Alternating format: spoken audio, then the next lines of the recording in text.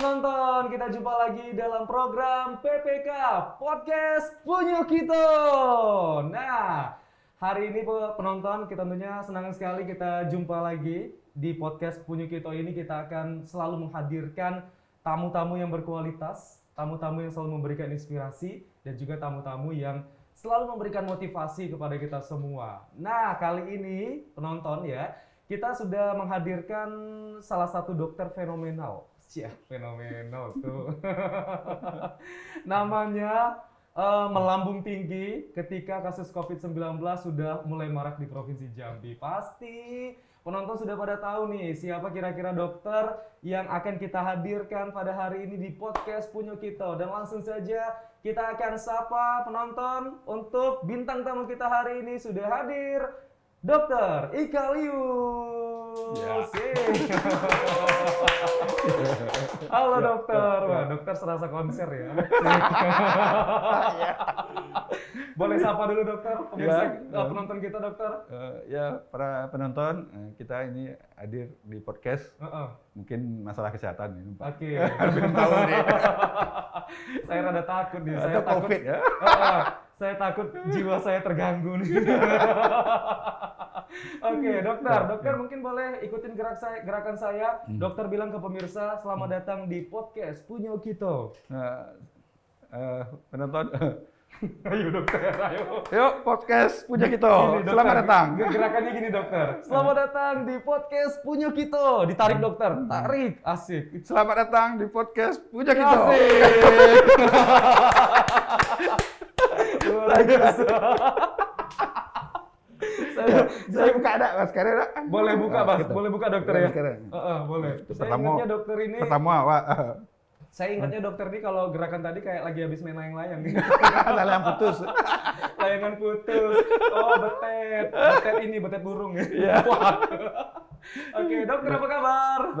Baik, sehat. Dari mana tadi dokter? Dari rumah. Dari rumah. Wah, dari rumah ke sini sengaja untuk datang ke Podcast Punyo Kito dokter ya. Yeah. Oke, dokter. Ini banyak yang nanya. Sebenarnya dokter Ikalius ini tugasnya di mana sih?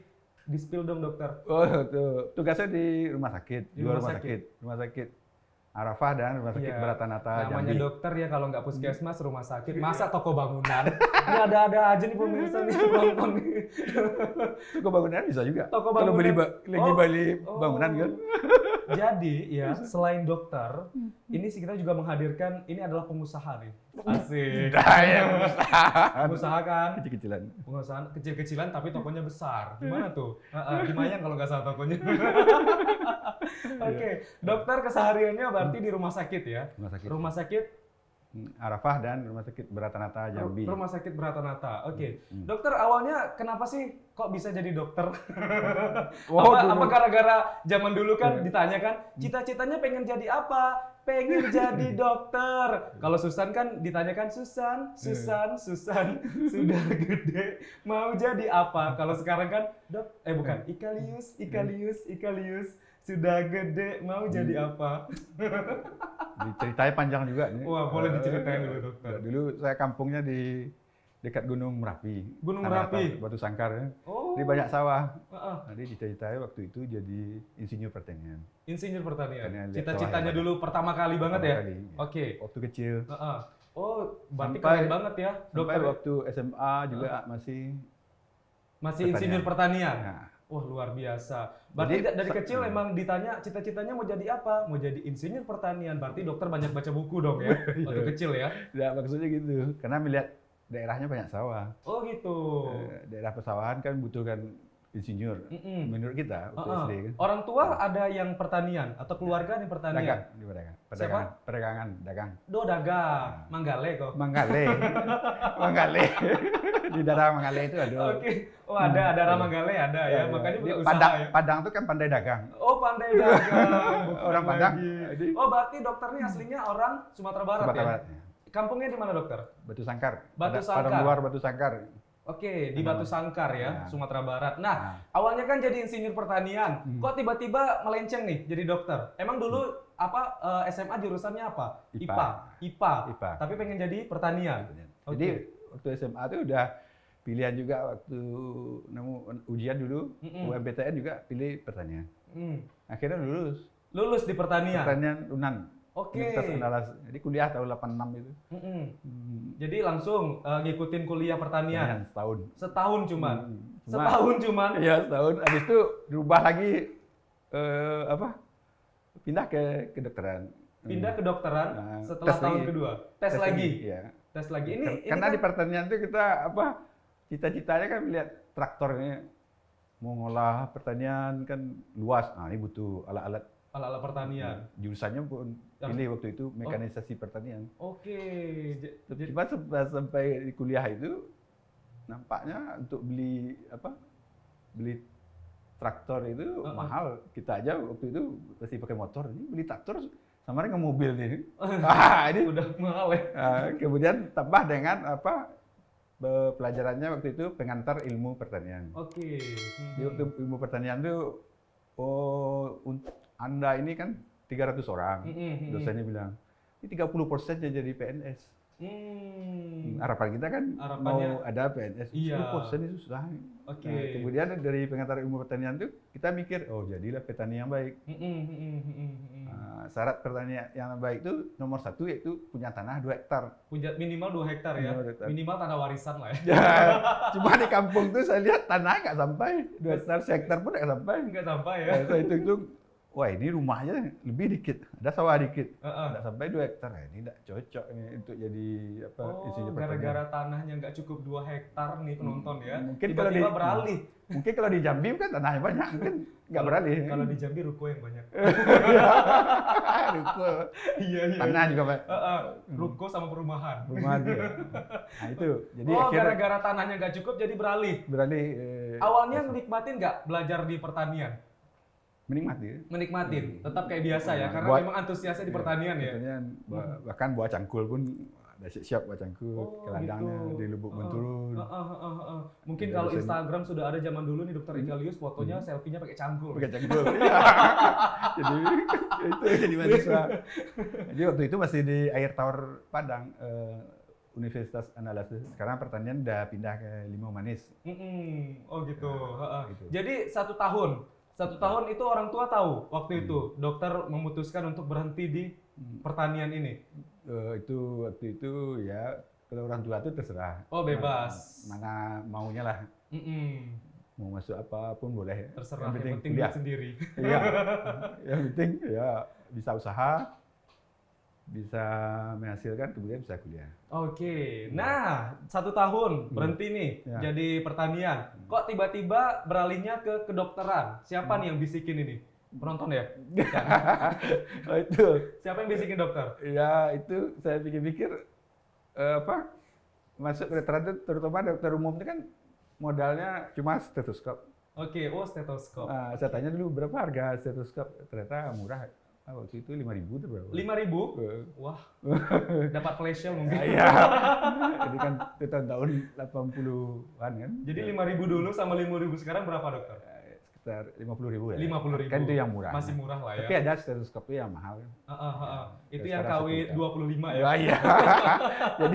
jadi modal dokter itu nampaknya cuma stetoskop, kemudian mau belajar. Dan zaman itu masuk kedokteran itu kan tidak ada bayar ini, cuma bayar SPP. Cuman bayar SPP. 96.000 udah. Dulu 96.000 1 semester. Itu setara berapa sekarang dokter? Sejuta lah. Sejuta. Oh masih murah lah ya. Kalau sekarang kan udah UKT ya.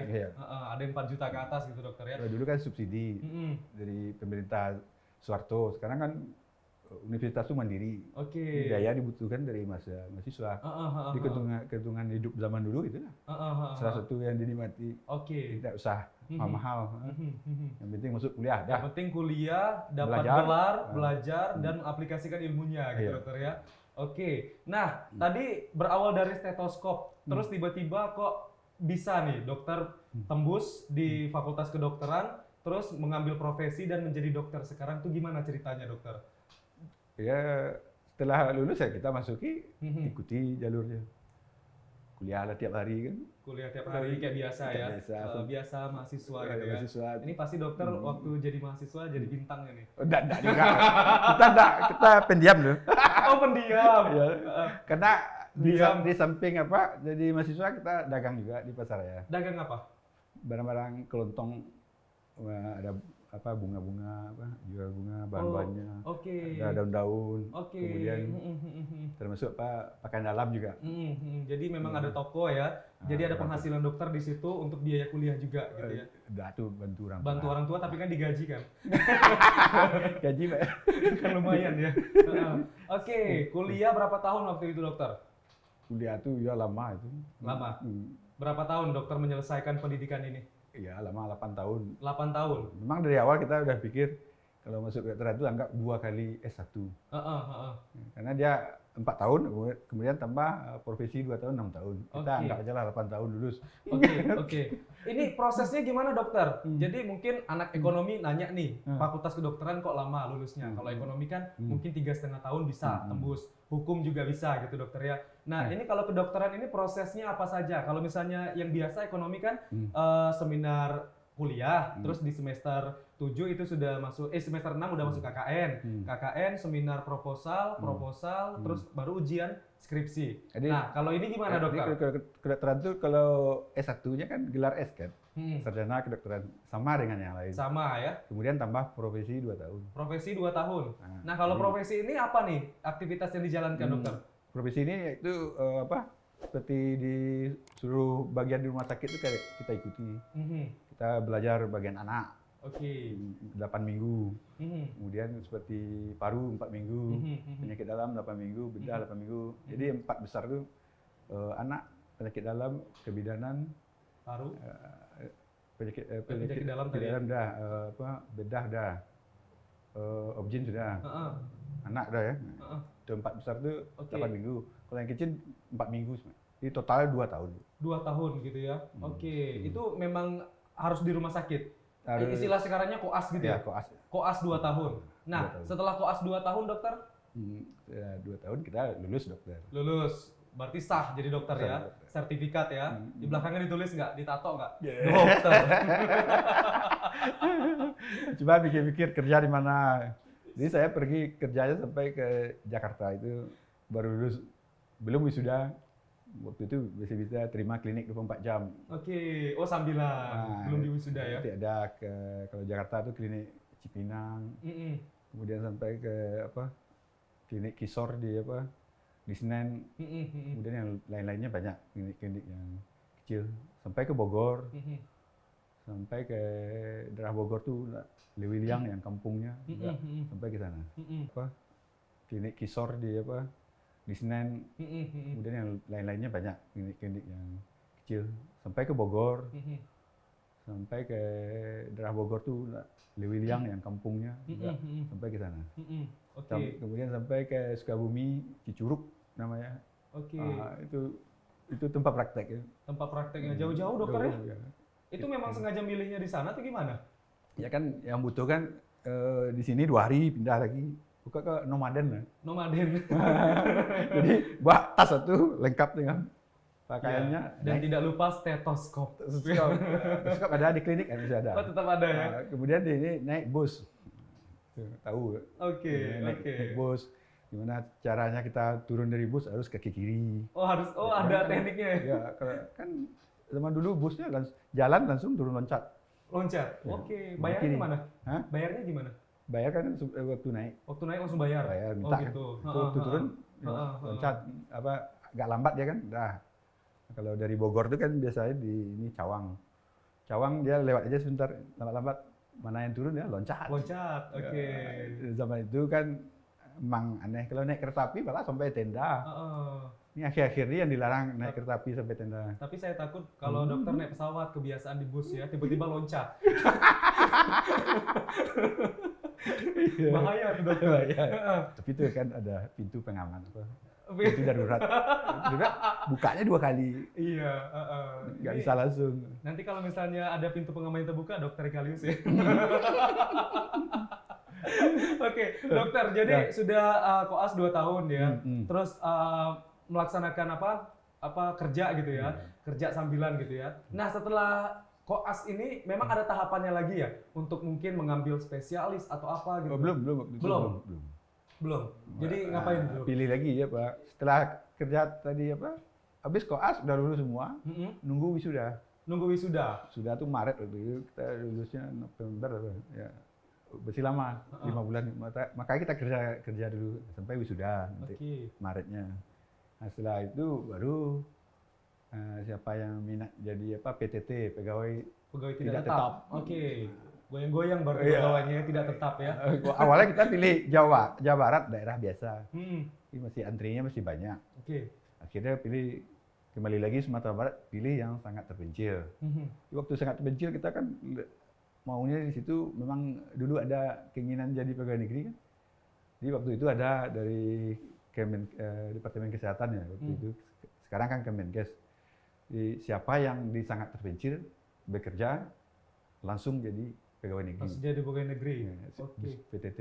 Jadi kita pilih lah ini daripada pusing-pusing jadi pegawai negeri, pilih sangat terpencil. Waktu itu di mana tuh lokasinya yang sangat terpencil tuh? Di Sijunjung, Airamo. Kalau ke sana pakai apa dokter? Jalan kaki? Itu jalan masih udah ada, jalan tanah. Jalannya tanah ya? Nggak bisa bayangin ya kalau hujan tiba-tiba mobil atau motornya lengket gitu ya? Oh iya, pernah lah. Oh pernah? Pernah di tengah hutan itu apa? Waktu itu baru-baru punya mobil kan, katana, bocor apa, kempes. Jadi gimana? Didorong? Ya di apa raba-raba aja pemasangan. Oh di raba-raba, oh biasa dokter gitu ya, raba-raba, anaknya cowok. Jadi pasang bannya di raba-raba aja karena waktu itu ya api juga nggak ada. Jadi gimana tuh? Ya agak remang-remang ya pasang, akhirnya pasang. Sebentar, dokter lagi di hutan atau lagi di warung tuh? Hutan remang. Ya, waktu itu cuacanya nggak terlalu gelap. Ya agak bayang-bayangnya masih ada. Oke. Kita masih muda kan masih tajam. Melihat benda-benda kan masih awas. Dipasang lah. Baru sampai ke puskesmas. Jadi memang butuh perjuangan untuk menjadi pegawai negeri gitu ya. Jadi memang waktu itu setelah dokter ditempatkan di desa terpencil tadi, dalam beberapa waktu ke depan dokter diangkat jadi PNS. Itu setelah 2 tahun lebih. Setelah 2 tahun lebih. Baru PNS. Nah, jadi kalau pengalaman yang di Puskesmas Airamo Sijunjung itu ya pernah juga malam naik motor gitu kan. Ketemu harimau. Terus gimana? Harimaunya mau minta periksa juga? Jadi harimaunya kan pas di tebing dia loncat, kita udah takut nih, dia lari. Oh dia lari. Kebetulan waktu itu kita udah deg-degan ya. Wah harimau nanti kita pula dimakan. Jadi memang banyak ini ya, banyak hewan-hewan liar masih di sana ya. Jadi itu tantangannya gitu dokter. Itu masih ada harimau tapi malam, kalau siang nggak terlalu kelihatan. Namanya saja Puskesmas sangat terpencil. Di Sumatera Barat tuh di situ yang sangat terpencil ditambah dengan Pulau Mentawai. Waktu itu kita pilih yang darat. Kalau darat kita masih bisa aksesnya gitu ya. Kalau laut agak susah, naik kapal dulu dan lain-lain. Benar. Itu kalau malam ketemu harimau, kalau siang ketemu biawak. Iya. Itu banyaknya. Terutama dokter-dokter yang perempuan tuh agak kesulitan ya? Agak kesulitan kalau daerah sangat terpencil. Kalau terpencil masih ada akses, agak cepat kan. Tapi perasaannya dulu gimana sih dokter? Tiba-tiba, ya biasanya kan dokter mungkin di kota-kota besar kayak di Padang gitu kan, dengan hiruk pikuk yang sangat luar biasa, tiba-tiba nih ke daerah pelosok yang mungkin listriknya nggak ada juga ya? Ada tapi terbatas gitu ya? Gimana tuh pertama kali dokter ngerasain kehidupan di sana gitu? Iya, maksudnya kita kan dari kampung juga dulu. Sudah biasa gelap-gelap. Oh, udah biasa gelap-gelapan ya? Kan belum ada listrik di kampung saya. Sekarang udah itu tahun-tahun di kampung itu kan masih tahun-tahun 70. 70 sampai tahun 80 saya di kampung. Nggak ada pakai listrik. Ya, paling-paling kan pakai senter, terus lampu togo ya. Kalau misalnya bangun tiba-tiba hidungnya udah hitam. Hitam, lampu togo hitam. Ya kayak Bang itu nada.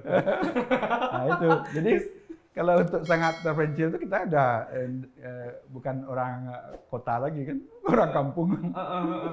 Terus kalau air gimana dokter? Sana kan katanya dekat dengan Pulau Mentawai ya? Enggak, bukan. Ini yang darat. Oh, yang daratnya. Sijunjung. Oh, yang di Sijunjung. Batas Jambi lah. Oke.